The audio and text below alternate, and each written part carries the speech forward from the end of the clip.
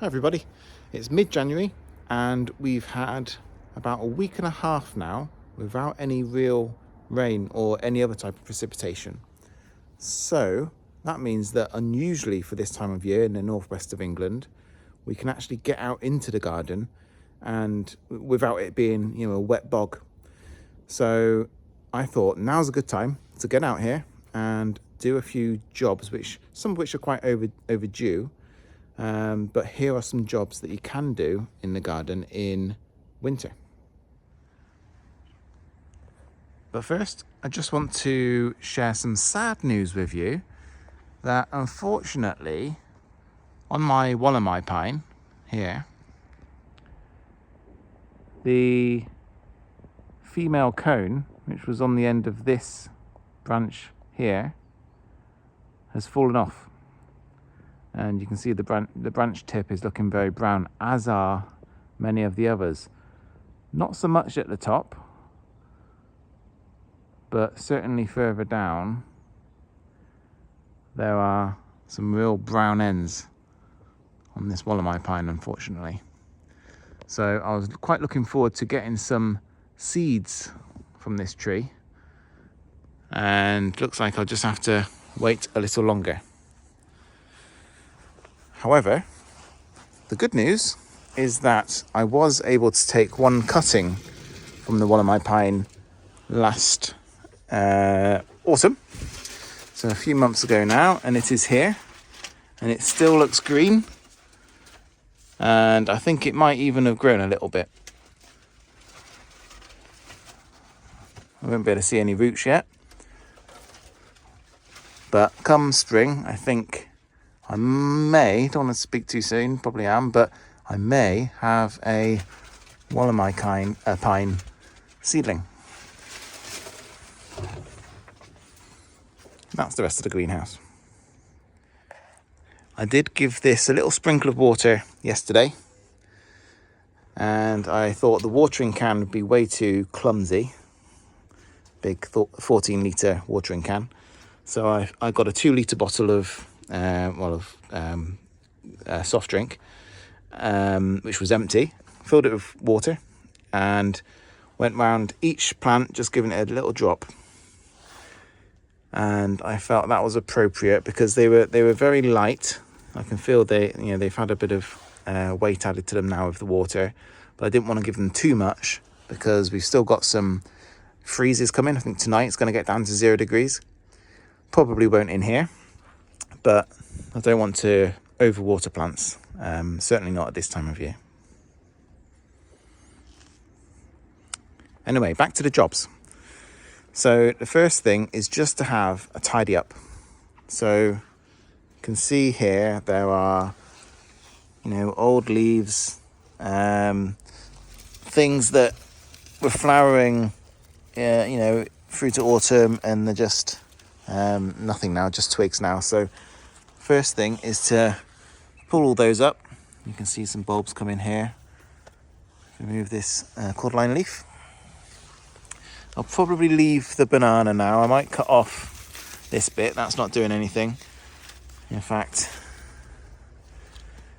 I might cut this here, which is easier said than done because it's so mushy. It's quite tricky to do, but I can feel that the whole stem, actually it's solid about half an inch in. So I'll leave most of that. I'll just try and cut that off, but as I say, it is quite tricky to do. This is a flower border here. Also a good opportunity just to pick up random pegs, random bits and pieces that are falling in. But really, get rid of all this old growth before the new growth appears in spring. Really easy job to do at this time of year, and actually quite tricky if you leave it too late. This cordyline I declared a write-off in a recent video, and I'm certain that it is, because you can see the central leaves there are completely brown, and it's still solid now, but that will spear pull probably when it starts warming up a little bit. But the next job is at the same time as clearing away some of the old flowering plants, is to do a spot of weeding. So we can see here loads of little weeds down here, and at this time of year that's quite an easy job to do. It's not too wet, as I say, because we haven't had much rain, but come spring this acer fills with leaves, and there's flowering bulbs here and here and all around really, so it becomes very hard to access and just so much easier to do right now. And there's lots of examples of that. I always say that I show my garden warts and all, and I was quite shocked actually to see over here so many weeds. All these. Unbelievable, isn't it? So that's going to get some attention, and then this crocosmia is all going to get pulled up, all these leaves. This is another one which is important to get the timing right, because on this it should all be fine now, just to pull out like that, and you don't pull any of the bulbs up with it. If you do this in the autumn, you'll end up pulling the bulbs out, which is fine if you've got too much of it, but not if you just want to keep it in the ground, and then it comes out quite easily. I could possibly leave that a little bit longer, maybe another month, because it is still a bit tough to pull out, but you don't want the new growth, which you can see some in there. You don't want that to start growing too much, because if you pull that, then you do pull the bulb out. And actually, to back up what I'm just saying there, I've realised I pulled 2 bulbs out. So it's possibly, and there's the new growth, look, it's possibly still a bit too early for me to pull that, which is a shame, because when I do pull it, I want to really have a look through. I struggle with grass in this border. You can see a load of it here, but once it's covered in crocosmia leaves and everything else, it's very difficult to find it. You can sometimes see a seed head from the grass, but you just can't find the bottom of it and successfully pull it out with the root. Next job is to cut back established plants or trees, such as this apple tree, which has sort of got a bit out of control over the years. And last year I was quite successful in pruning it back somewhat. It sort of, if you can see that it grows to here now, well, last year it's sort of out here a little bit. So I successfully sort of tucked it in a little bit, but I need to do some more. And it'll be quite easy to do, because I'll sort of take off, a branch, way back in towards the middle of the tree, and that will mean that I'm freeing up pockets of space, and there's that many branches that you won't even notice that it's gone once it's back in leaf. But it's just getting too crowded in there, which will cause problems for the apples. It will result in bad quality of apples. There's also lots of examples of it rubbing. You can see it's quite difficult for me to access. You can see this is rubbing on here, so this needs to be cut over there, back over there, so that it's not causing any damage to this branch here. So quite a bit of surgery to be done there. I've already had a little dredge of this, well, I can't really say pond, can I? But that was the idea. It's an old washing up bowl, which we filled with some rocks so that small mammals can escape if they fall in. And it's under the apple tree.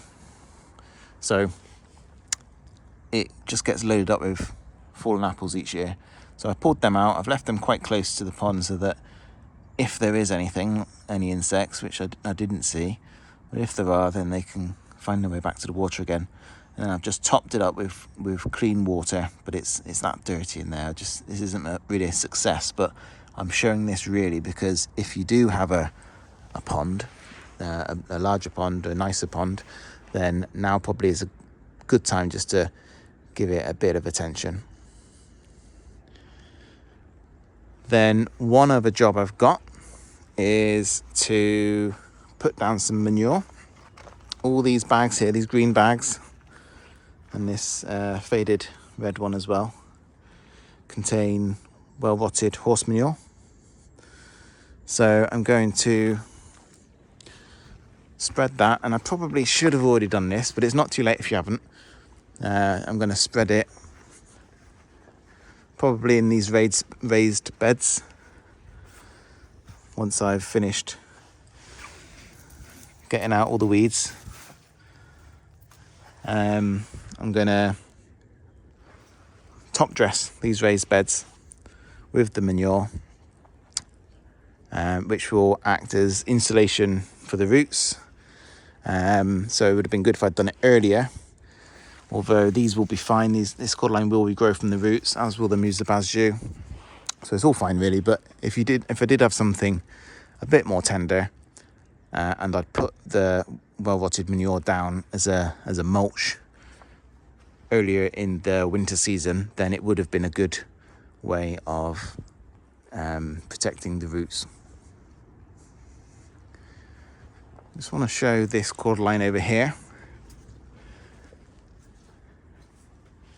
because I can't see any damage on this. No obvious damage, so I'm just going to have a look inside. And the central leaves all look good, nice and green. So hopefully that one's going to be all right. It's kind of hard to tell really, but it's nicely sort of tucked away. It's sheltered from that way, from all around. It's only exposed sort of that way. But yeah, that one normally does better. In fact, it's only been cut back once. It was probably 3 meters high a couple of years ago when it got hit badly, but it's regrown nicely since. In fact, so nicely I've had to cut a lot of it off because it had 30 odd shoots. And then lastly, just a general tidy up, things that have branches that have blown here, there and everywhere, old bits of Christmas tree that I trimmed off back in December. I'll give the patio a quick sweep so that when I'm inside the house and I'm looking out, I'm not seeing dirty patio everywhere. That'll be the last job I do, because I'll continue walking over it until then. And also that includes picking up all these little twigs that my little boy's been playing with, which are fine for a few weeks, but if you leave something on grass too long, it will kill the grass underneath, even at this time of year, because the grass does need light. So there we are. That's what I'll be doing over the next hour or two until it goes dark.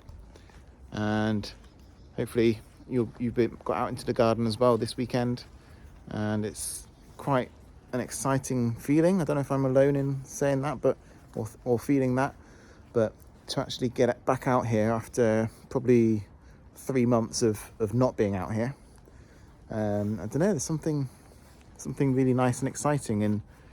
And I don't feel like it's spring yet, but I can see the light at the end of the tunnel, so that's a nice feeling. I just love the summer and really can't wait for it. There we are with the Musabasju cut back a bit. I've not gone too close to the pseudostem because I don't want to damage it. I don't want to, just want to leave a little bit of dead material there. But it looks so much neater. And along here I've just been through and weeded everywhere. So it's just now bulbs that are coming up through the soil. I've got here a blue grass. Doesn't look very blue, does it? But if you look underneath, there is some blue there. And what you do with this and all other evergreen grasses and tidy them up is just literally get your hand in there and pull off chunks. Only the loose dead stuff comes out. You sort of comb it with your hand, with your fingers. Just get your fingers in there if you can, like this. Sorry, it's difficult to do whilst talking and filming, trying to do 3 things here, which is quite difficult for any man all to do at the same time. But doing a bit of that just makes it look a lot tidier. Well, a bit tidier anyway. Hardly any oil painting at the moment, is it? But it's about the best we can do. If I did this in spring, you'd see nice results straight away. So we'll just have to wait a couple more months. I've got a clearer section there and a big pile of weeds. I did notice whilst I was doing this that something's actually flowering. There we are, look, get a load of that. Now, if you saw that in the summer, you'd be very disappointed, but we'll take what we can this time of year. All about perspective, isn't it? And it just feels good to be out gardening after not being out here for probably 3 months actually doing anything. Just, you know, makes me happy to think I'm not one step ahead, but, you know, keeping up, and I can definitely see light at the end of the tunnel. We're almost there. Winter's also a really good time for getting out into the garden and just having a good look at the backbone of your garden whilst there's no leaves. And I can see in this section between the trachea, the bamboo and the mahonia, that all works very nice together. Then there's more bamboo on that side. In the middle we've got this plant here, which is it's willow-like. I can't remember what exactly it is, but it gets sort of fluffy balls on it come spring. Looks nice for a week, but it's not really earning its place here in the exotic garden, I don't think. So that is going to be coming up, I've decided. So I can dig that up if I get, you know, now's probably a good time to get in there and dig it up. And if I get a decent sized root ball, I can put it in a pot and see if it survives and flowers and leaves come the spring. There's also a plant back there which was here when I moved in. Can't really get a good view of it, but it's produces red, very dark red leaves, and that's something I'm going to keep. Possibly needs a bit of a trim. Oh, and it comes all the way through here as well. It's very, very spiky. You don't want to brush up against that too often. But it produces this brilliant colour. And sometimes I think my garden is a bit too green. 50 shades of green. And having some red in there, that's something I want to do this year, introduce more colours into the garden, in particular red. I'm just starting to spread this manure, and just look at how many worms there are. Absolutely incredible. And that's just from, I don't know, about 2 or 3 litres worth.